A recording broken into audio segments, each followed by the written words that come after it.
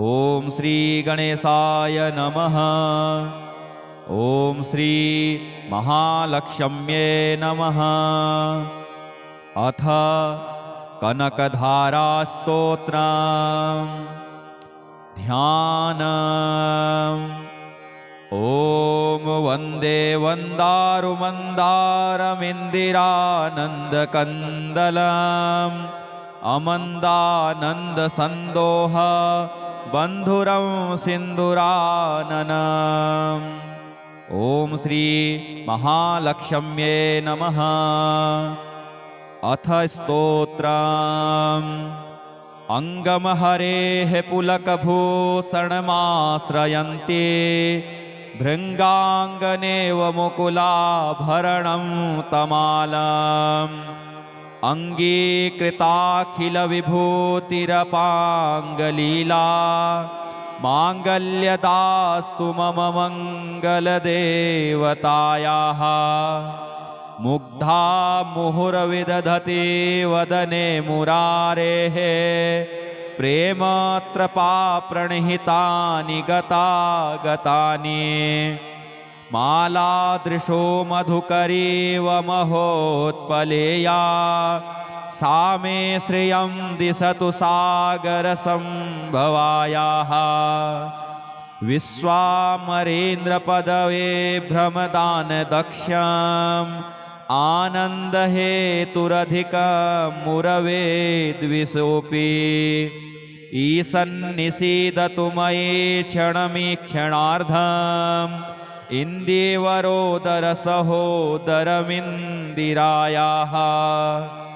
आमीलिताक्ष्यमधिगम्य मुदा मुकुन्दम् आनन्दकन्दमनिमेषमनङ्गतन्त्रम् आकेकरस्थितकनीनिकपक्ष्मनेत्रम् भूत्ये भवेन्मम भुजङ्गशयाङ्गनायाः।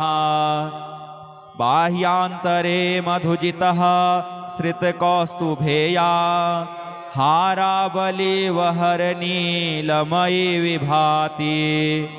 कामप्रदा भगवतोऽपि कटाक्षमाला कल्याणमा वहतु मे कमलालयायाः।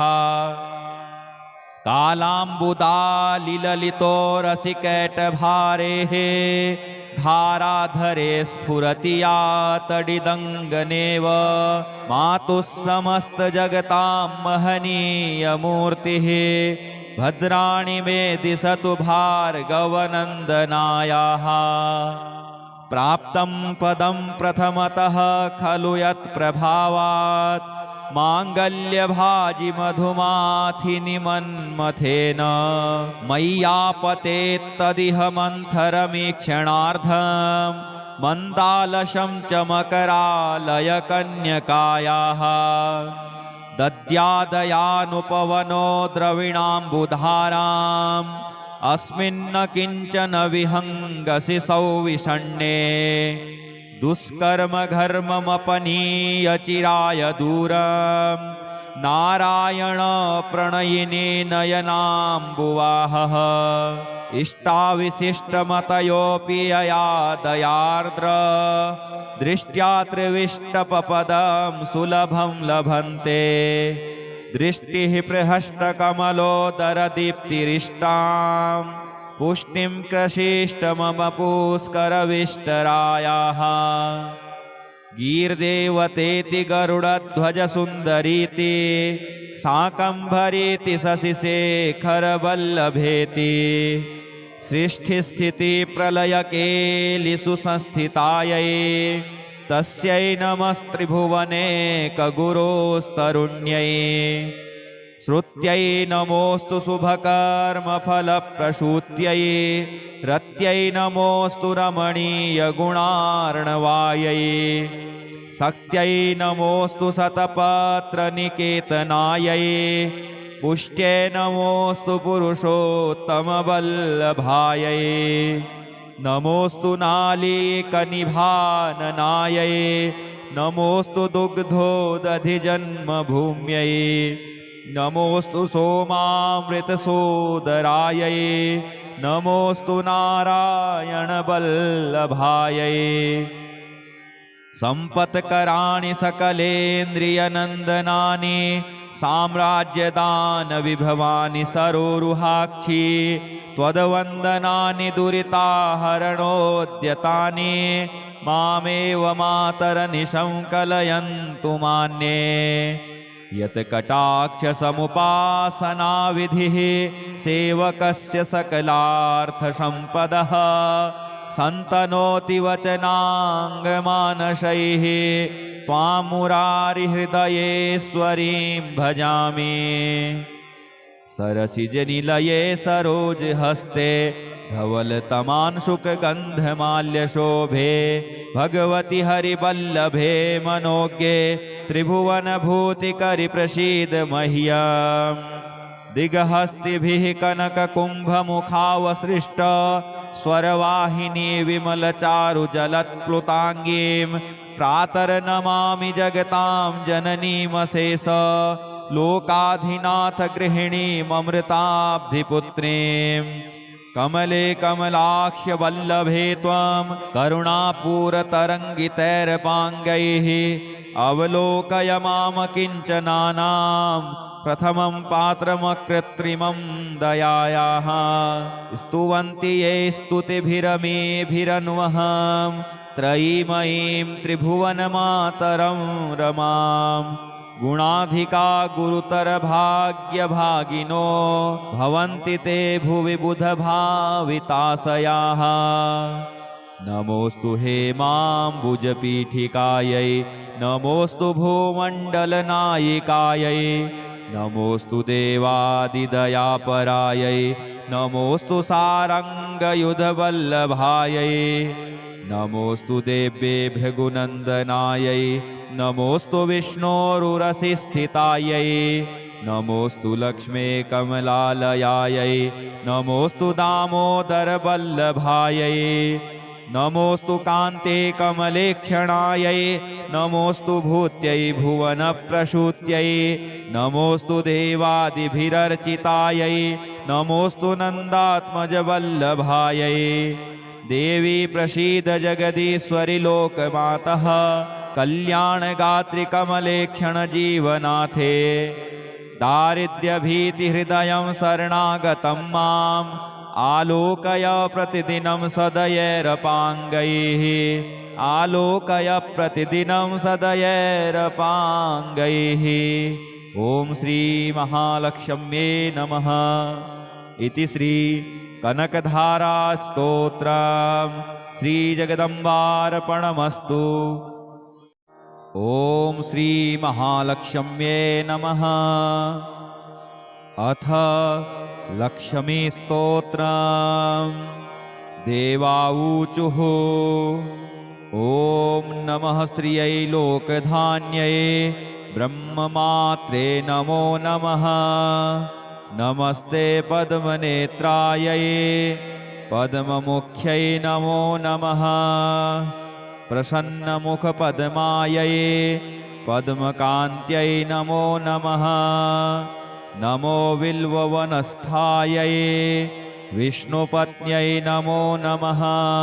विचित्र्यक्षौमधारिण्यै पृथुश्रोण्यै नमो नमः।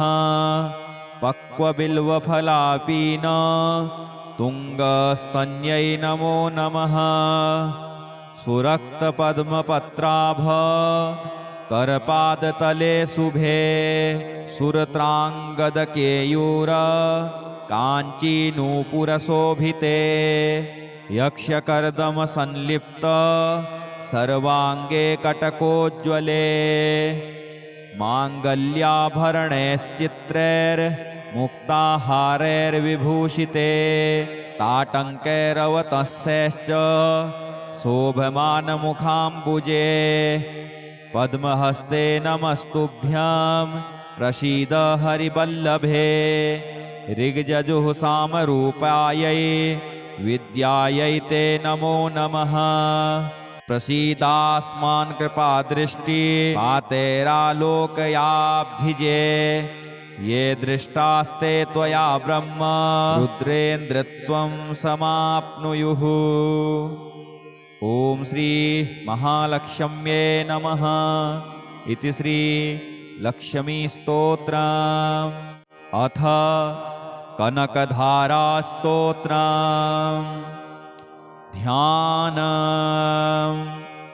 ॐ वन्दे वन्दारुमन्दारमिन्दिरानन्दकन्दलम् अमन्दानन्दसन्दोह बन्धुरं सिन्दूराननम्।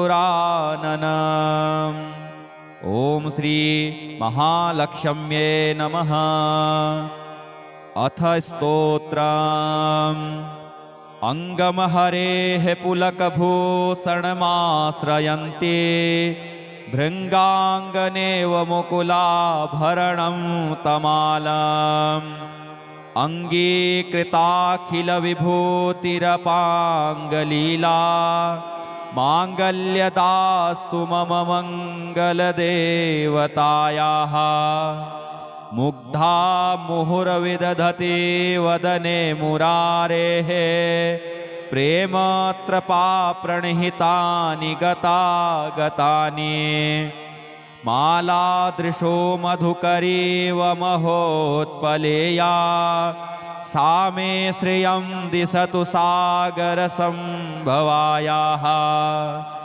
विश्वामरेन्द्रपदवे भ्रमदानदक्ष्यम् आनन्दहेतुरधिकं मुरवे द्विषोऽपि। ईशन्निषीदतु मयि क्षणमीक्षणार्धम् इन्दीवरोदरसहोदरमिन्दिरायाः। आमीलिताक्ष्यमधिगम्य मुदा मुकुन्दम् आनन्दकन्दमनिमेषमनङ्गतन्त्रम् आकेकरस्थितकनीनिकपक्ष्मनेत्रम् भूत्ये भवेन्मम भुजङ्गशयाङ्गनायाः। बाह्यान्तरे मधुजितः श्रितकौस्तुभेया हारावलीवहरनीलमयी विभाति। कामप्रदा भगवतोऽपि कटाक्षमाला कल्याणमा वहतु मे कमलालयायाः। कालाम्बुदालिललितो रसिकैटभारेः धाराधरे स्फुरति या तडिदङ्गनेव। मातुः समस्तजगतां महनीयमूर्तिः भद्राणि मे दिशतु भार्गवनन्दनायाः।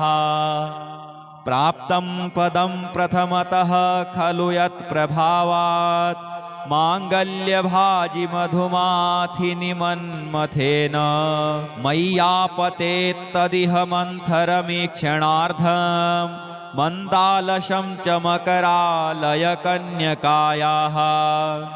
दद्यादयानुपवनो द्रविणाम्बुधाराम् अस्मिन्न किञ्चन विहङ्गसि सौविषण्णे। दुष्कर्मघर्ममपनीय चिराय दूरम् नारायण प्रणयिनी नयनाम्बुवाहः। इष्टाविशिष्टमतयोऽपि यया दयार्द्र दृष्ट्या त्रिविष्टपपदं सुलभं लभन्ते। दृष्टिः प्रहष्टकमलोदरदीप्तिरिष्टां पुष्टिं कृषीष्ट मम पुष्करविष्टरायाः। गीर्देवतेति गरुडध्वजसुन्दरीति शाकम्भरीति शशिशेखरवल्लभेति। सृष्टिस्थितिप्रलयकेलिषु संस्थितायै तस्यै नमस्त्रिभुवने कगुरोस्तरुण्यै। श्रुत्यै नमोऽस्तु शुभकर्मफलप्रसूत्यै रत्यै नमोऽस्तु रमणीयगुणार्णवायै। शक्त्यै नमोऽस्तु शतपत्रनिकेतनायै पुष्ट्यै नमोऽस्तु पुरुषोत्तमवल्लभायै। नमोऽस्तु नालीकनिभाननायै नमोऽस्तु दुग्धोदधिजन्मभूम्यै नमोऽस्तु सोमामृतसोदरायै नमोऽस्तु नारायणवल्लभायै सम्पत्कराणि सकलेन्द्रियनन्दनानि साम्राज्यदानविभवानि सरोरुहाक्षी त्वद्वन्दनानि दुरिताहरणोद्यतानि मामेव मातरनिशं कलयन्तु मान्ये यत्कटाक्षसमुपासनाविधिः सेवकस्य सकलार्थसम्पदः सन्तनोति वचनाङ्गमानसैः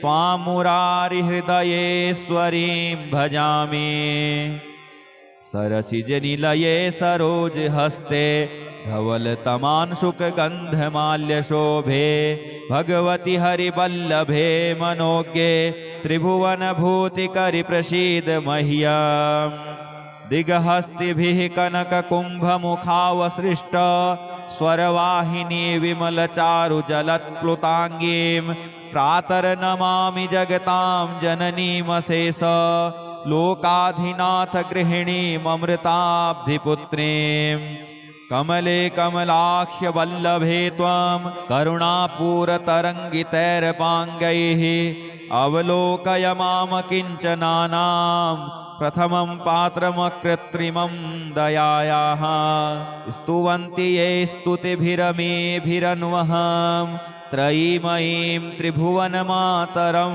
रमां गुणाधिका गुरुतरभाग्यभागिनो भवन्ति ते भुवि बुधभाविताशयाः नमोऽस्तु हेमाम्बुजपीठिकायै नमोऽस्तु भूमण्डलनायिकायै नमोऽस्तु देवादिदयापरायै नमोऽस्तु सारङ्गयुधवल्लभायै नमोऽस्तु देव्ये भृगुनन्दनायै नमोऽस्तु विष्णोरुरसिस्थितायै नमोऽस्तु लक्ष्मे कमलालयायै नमोऽस्तु दामोदरवल्लभायै नमोऽस्तु कान्ते कमलेक्षणायै नमोऽस्तु भूत्यै भुवनप्रसूत्यै नमोऽस्तु देवादिभिरर्चितायै नमोऽस्तु नन्दात्मजवल्लभायै देवी प्रसीद जगदीश्वरि लोकमातः कल्याणगात्रि कमलेक्षणजीवनाथे दारिद्र्यभीतिहृदयं शरणागतं माम् आलोकय प्रतिदिनं सदयैरपाङ्गैः आलोकय प्रतिदिनं सदयैरपाङ्गैः ॐ श्री महालक्ष्म्ये नमः इति श्री कनकधारा स्तोत्रं श्री जगदम्बार्पणमस्तु। ॐ श्री महालक्ष्म्ये नमः। अथ लक्ष्मी स्तोत्रम्। देवाऊचुः ॐ नमः श्रियै लोकधान्यै ब्रह्ममात्रे नमो नमः। नमस्ते पद्मनेत्रायै पद्ममुख्यै नमो नमः। प्रसन्नमुखपद्मायै पद्मकान्त्यै नमो नमः। नमो बिल्ववनस्थायै विष्णुपत्न्यै नमो नमः। विचित्र्यक्षौमधारिण्यै पृथुश्रोण्यै नमो नमः। पक्वबिल्वफलापीन तुङ्गस्तन्यै नमो नमः। सुरक्तपद्मपत्राभ करपादतले शुभे सुरत्राङ्गदकेयूर काञ्चीनूपुरशोभिते यक्षकर्दमसंलिप्त सर्वाङ्गे कटकोज्ज्वले माङ्गल्याभरणैश्चित्रैर्मुक्ताहारैर्विभूषिते ताटङ्कैरवतंसैश्च शोभमानमुखाम्बुजे पद्महस्ते नमस्तुभ्यं प्रसीद हरिवल्लभे। ऋग्यजुः सामरूपायै विद्यायै ते नमो नमः। प्रसीदास्मान् कृपादृष्टि मातेरालोकयाब्धिजे ये दृष्टास्ते त्वया ब्रह्म रुद्रेन्द्रत्वं समाप्नुयुः। ॐ श्री महालक्ष्म्ये नमः इति श्री लक्ष्मी स्तोत्रम्। अथ कनकधारा स्तोत्रम्। ध्यानम्। ॐ वन्दे वन्दारुमन्दारमिन्दिरानन्दकन्दलम् अमन्दानन्दसन्दोह बन्धुरं सिन्दूराननम्। ॐ श्री महालक्ष्म्ये नमः। अथ स्तोत्रम्। अङ्गमहरेः पुलकभूषणमाश्रयन्ति भृङ्गाङ्गनेव मुकुलाभरणं तमालम् अङ्गीकृताखिलविभूतिरपाङ्गलीला माङ्गल्यदास्तु मम मङ्गलदेवतायाः। मुग्धा मुहुर्विदधति वदने मुरारेः प्रेमत्रपा प्रणिहितानि गतागतानि मालादृशो मधुकरीव महोत्पलेया सा मे श्रियं दिशतु सागरसम्भवायाः। विश्वामरेन्द्रपदवे भ्रमदानदक्ष्यम् आनन्दहेतुरधिकमुरवे द्विषोऽपि ईशन्निषीदतु मयि क्षणमीक्षणार्धम् इन्दीवरोदरसहोदरमिन्दिरायाः। आमीलिताक्ष्यमधिगम्य मुदा मुकुन्दम् आनन्दकन्दमनिमेषमनङ्गतन्त्रम् आकेकरस्थितकनीनिकपक्ष्मनेत्रम् भूत्ये भवेन् मम भुजङ्गशयाङ्गनायाः। बाह्यान्तरे मधुजितः श्रितकौस्तुभेया हारावलीवहरनीलमयी विभाति कामप्रदा भगवतोऽपि कटाक्षमाला कल्याणमा वहतु मे कमलालयायाः।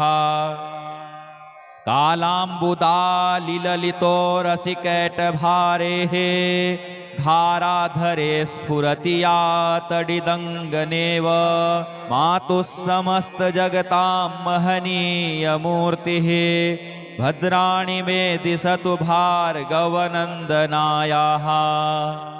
प्राप्तं पदं प्रथमतः खलु यत्प्रभावात् माङ्गल्यभाजि मधुमाथिनि मन्मथेन मय्यापतेत्तदिह मन्थरमीक्षणार्धम् मन्दालशं च मकरालयकन्यकायाः।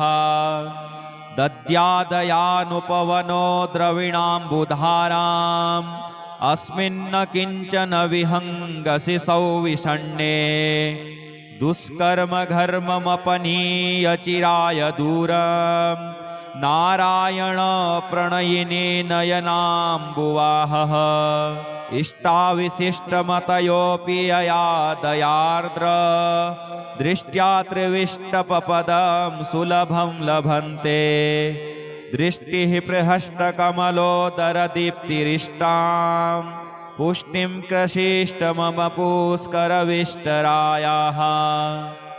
गीर्देवतेति गरुडध्वजसुन्दरीति शाकम्भरीति शशिशेखरवल्लभेति सृष्टिस्थितिप्रलयकेलिषु संस्थितायै तस्यै नमस्त्रिभुवने कगुरोस्तरुण्यै। श्रुत्यै नमोऽस्तु शुभकर्मफलप्रसूत्यै रत्यै नमोऽस्तु रमणीयगुणार्णवायै।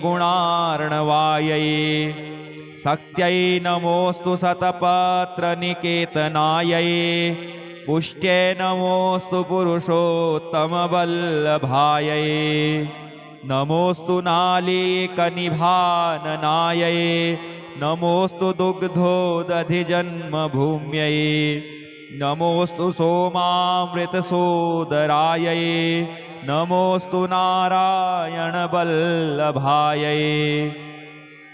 सम्पत्कराणि सकलेन्द्रियनन्दनानि साम्राज्यदानविभवानि सरोरुहाक्षी त्वद्वन्दनानि दुरिताहरणोद्यतानि मामेव मातरनिशं कलयन्तु मान्ये यत्कटाक्षसमुपासनाविधिः सेवकस्य सकलार्थसम्पदः सन्तनोति वचनाङ्गमानसैः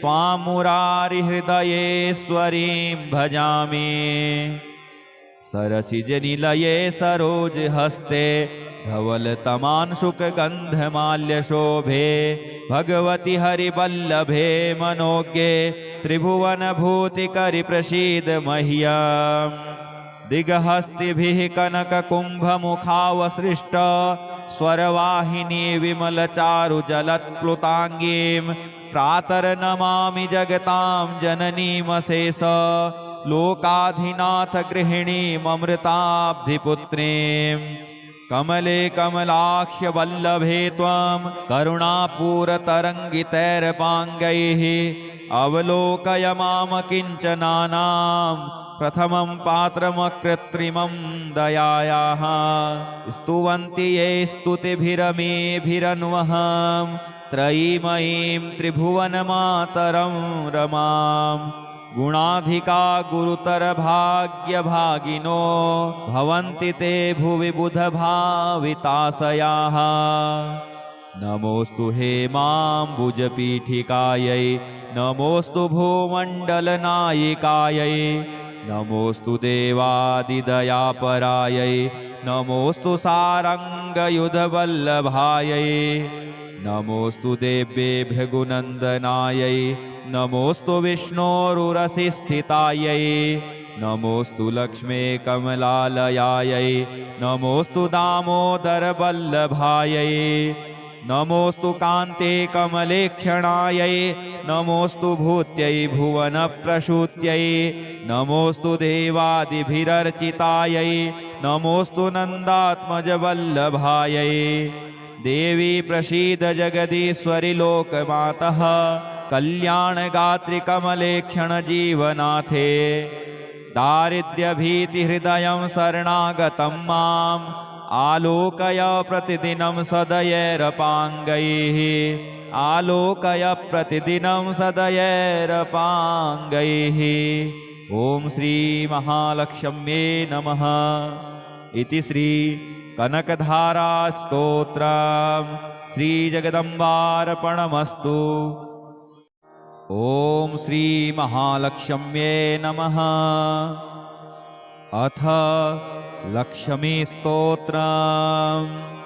देवाऊचुः ॐ नमः श्रियै लोकधान्यै ब्रह्ममात्रे नमो नमः। नमस्ते पद्मनेत्रायै पद्ममुख्यै नमो नमः। प्रसन्नमुखपद्मायै पद्मकान्त्यै नमो नमः। नमो बिल्ववनस्थायै विष्णुपत्न्यै नमो नमः। विचित्र्यक्षौमधारिण्यै पृथुश्रोण्यै नमो नमः। पक्वबिल्वफलापीन तुङ्गस्तन्यै नमो नमः। सुरक्तपद्मपत्राभ करपादतले शुभे सुरत्राङ्गदकेयूर काञ्चीनूपुरशोभिते यक्षकर्दमसंलिप्त सर्वाङ्गे कटकोज्ज्वले माङ्गल्याभरणैश्चित्रैर्मुक्ताहारैर्विभूषिते ताटङ्कैरवतंसैश्च शोभमानमुखाम्बुजे पद्महस्ते नमस्तुभ्यं प्रसीद हरिवल्लभे। ऋग्यजुः सामरूपायै विद्यायै ते नमो नमः। प्रसीदास्मान् कृपादृष्टि पातेरालोकयाब्धिजे ये दृष्टास्ते त्वया ब्रह्म रुद्रेन्द्रत्वं समाप्नुयुः। ॐ श्री महालक्ष्म्ये नमः इति श्री लक्ष्मीस्तोत्रम्। अथ कनकधारास्तोत्रम्। ध्यानम्। ॐ वन्दे वन्दारुमन्दारमिन्दिरानन्दकन्दलम् अमन्दानन्दसन्दोह बन्धुरं सिन्दूराननम्। ॐ श्री महालक्ष्म्ये नमः। अथ स्तोत्रम्। अङ्गमहरेः पुलकभूषणमाश्रयन्ति भृङ्गाङ्गनेव मुकुलाभरणं तमालम् अङ्गीकृताखिलविभूतिरपाङ्गलीला माङ्गल्यदास्तु मम मङ्गलदेवतायाः। मुग्धा मुहुर्विदधति वदने मुरारेः प्रेमत्रपाप्रणिहितानि गतागतानि मालादृशो मधुकरीव महोत्पलेया सा मे श्रियं दिशतु सागरसम्भवायाः। विश्वामरेन्द्रपदवे भ्रमदानदक्षम् आनन्दहेतुरधिकं मुरवे द्विषोऽपि ईशन्निषीदतु मयि क्षणमीक्षणार्धम् इन्दीवरोदरसहोदरमिन्दिरायाः। आमीलिताख्यमधिगम्य मुदा मुकुन्दम् आनन्दकन्दमनिमेषमनङ्गतन्त्रम् आकेकरस्थितकनीनिकपक्ष्मनेत्रम् भूत्ये भवेन्मम भुजङ्गशयाङ्गनायाः। बाह्यान्तरे मधुजितः श्रितकौस्तुभेया हारावलीवहरनीलमयी विभाति कामप्रदा भगवतोऽपि कटाक्षमाला कल्याणमा वहतु मे कमलालयायाः। कालाम्बुदालिललितो रसिकैटभारेः धाराधरे स्फुरति या तडिदङ्गनेव मातुः समस्तजगतां महनीयमूर्तिः भद्राणि मे दिशतु भार्गवनन्दनायाः। प्राप्तं पदं प्रथमतः खलु यत्प्रभावात् माङ्गल्यभाजि मधुमाथिनि मन्मथेन मय्यापतेत्तदिह मन्थरमीक्षणार्धं मन्दालशं च मकरालयकन्यकायाः।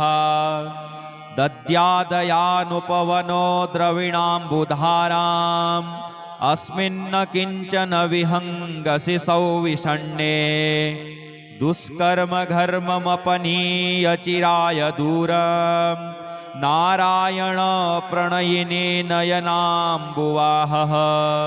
इष्टाविशिष्टमतयोऽपि यया दयार्द्र दृष्ट्या त्रिविष्टपपदं सुलभं लभन्ते दृष्टिः प्रहष्टकमलोदरदीप्तिरिष्टां पुष्टिं कृषीष्ट मम पुष्करविष्टरायाः। गीर्देवतेति गरुडध्वजसुन्दरीति शाकम्भरीति शशिशेखरवल्लभेति सृष्टिस्थितिप्रलयकेलिषु संस्थितायै तस्यै नमस्त्रिभुवने कगुरोस्तरुण्यै। श्रुत्यै नमोऽस्तु शुभकर्मफलप्रसूत्यै रत्यै नमोऽस्तु रमणीयगुणार्णवायै। शक्त्यै नमोऽस्तु शतपत्रनिकेतनायै पुष्ट्यै नमोऽस्तु पुरुषोत्तमवल्लभायै। नमोऽस्तु नालीकनिभाननायै नमोऽस्तु दुग्धोदधिजन्मभूम्यै नमोऽस्तु सोमामृतसोदरायै नमोऽस्तु नारायणवल्लभायै सम्पत्कराणि सकलेन्द्रियनन्दनानि साम्राज्यदानविभवानि सरोरुहाक्षी त्वद्वन्दनानि दुरिताहरणोद्यतानि मामेव मातरनिशं कलयन्तु मान्ये यत्कटाक्षसमुपासनाविधिः सेवकस्य सकलार्थसम्पदः सन्तनोति वचनाङ्गमानसैः त्वां मुरारिहृदयेश्वरीं भजामि सरसिजनिलये सरोजहस्ते धवलतमांशुकगन्धमाल्यशोभे भगवति हरिवल्लभे मनोज्ञे त्रिभुवनभूतिकरि प्रसीद मह्यम् दिग्हस्तिभिः कनककुम्भमुखावसृष्ट स्वरवाहिनी विमलचारुजलत्प्लुताङ्गीं प्रातर्नमामि जगतां जननीमशेष लोकाधिनाथ गृहिणीममृताब्धिपुत्रीं कमले कमलाक्ष्य वल्लभे त्वं करुणापूरतरङ्गितैरपाङ्गैः अवलोकय माम किञ्चनानां प्रथमं पात्रमकृत्रिमं दयायाः स्तुवन्ति ये स्तुतिभिरमेभिरन्वहं त्रयीमयीं त्रिभुवनमातरं रमां गुणाधिका गुरुतरभाग्यभागिनो भवन्ति ते भुवि बुधभाविताशयाः नमोऽस्तु हेमाम्बुजपीठिकायै नमोऽस्तु भूमण्डलनायिकायै नमोऽस्तु देवादिदयापरायै नमोऽस्तु सारङ्गयुधवल्लभायै नमोऽस्तु देव्ये भृगुनन्दनायै नमोऽस्तु विष्णोरुरसिस्थितायै नमोऽस्तु लक्ष्मे कमलालयायै नमोऽस्तु दामोदरवल्लभायै नमोऽस्तु कान्ते कमलेक्षणायै नमोऽस्तु भूत्यै भुवनप्रसूत्यै नमोऽस्तु देवादिभिरर्चितायै नमोऽस्तु नन्दात्मजवल्लभायै देवी प्रसीद जगदीश्वरि लोकमातः कल्याणगात्रिकमलेक्षणजीवनाथे दारिद्र्यभीतिहृदयं शरणागतं माम् आलोकय प्रतिदिनं सदयैरपाङ्गैः आलोकय प्रतिदिनं सदयैरपाङ्गैः ॐ श्री महालक्ष्म्ये नमः इति श्री कनकधारा स्तोत्रम् श्री जगदम्बार्पणमस्तु। ॐ श्री महालक्ष्म्ये नमः। अथ लक्ष्मी स्तोत्रम्। देवाऊचुः ॐ नमः श्रियै लोकधान्यै ब्रह्ममात्रे नमो नमः। नमस्ते पद्मनेत्रायै पद्ममुख्यै नमो नमः। प्रसन्नमुखपद्मायै पद्मकान्त्यै नमो नमः। नमो बिल्ववनस्थायै विष्णुपत्न्यै नमो नमः। विचित्र्यक्षौमधारिण्यै पृथुश्रोण्यै नमो नमः। पक्वबिल्वफलापीन तुङ्गस्तन्यै नमो नमः। सुरक्तपद्मपत्राभ करपादतले शुभे सुरत्राङ्गदकेयूर काञ्चीनूपुरशोभिते यक्षकर्दमसंलिप्त सर्वाङ्गे कटकोज्ज्वले माङ्गल्याभरणैश्चित्रैर्मुक्ताहारैर्विभूषिते ताटङ्कैरवतंसैश्च शोभमानमुखाम्बुजे पद्महस्ते नमस्तुभ्यं प्रसीद हरिवल्लभे। ऋग्यजुः सामरूपायै विद्यायै ते नमो नमः। प्रसीदास्मान् कृपादृष्टि मातेरालोकयाब्धिजे ये दृष्टास्ते त्वया ब्रह्म रुद्रेन्द्रत्वं समाप्नुयुः। ॐ श्री महालक्ष्म्ये नमः इति श्री लक्ष्मी स्तोत्रम्। ॐ श्री महालक्ष्म्ये नमः। अथ लक्ष्मी स्तोत्रम्। देवाऊचुः ॐ नमः श्रियै लोकधान्यै ब्रह्ममात्रे नमो नमः। नमस्ते पद्मनेत्रायै पद्ममुख्यै नमो नमः।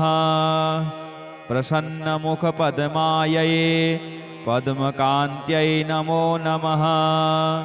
नमो बिल्ववनस्थायै विष्णुपत्न्यै नमो नमः। विचित्र्यक्षौमधारिण्यै पृथुश्रोण्यै नमो नमः। पक्वबिल्वफलापीन तुङ्गस्तन्यै नमो नमः। सुरक्तपद्मपत्राभ करपादतले शुभे सुरत्राङ्गदकेयूर काञ्चीनूपुरशोभिते यक्षकर्दमसंलिप्त सर्वाङ्गे कटकोज्ज्वले माङ्गल्याभरणैश्चित्रैर्मुक्ताहारैर्विभूषिते ताटङ्कैरवतंसैश्च शोभमानमुखाम्बुजे पद्महस्ते नमस्तुभ्यं प्रसीद हरिवल्लभे ऋग्यजुःसामरूपायै विद्यायै ते नमो नमः।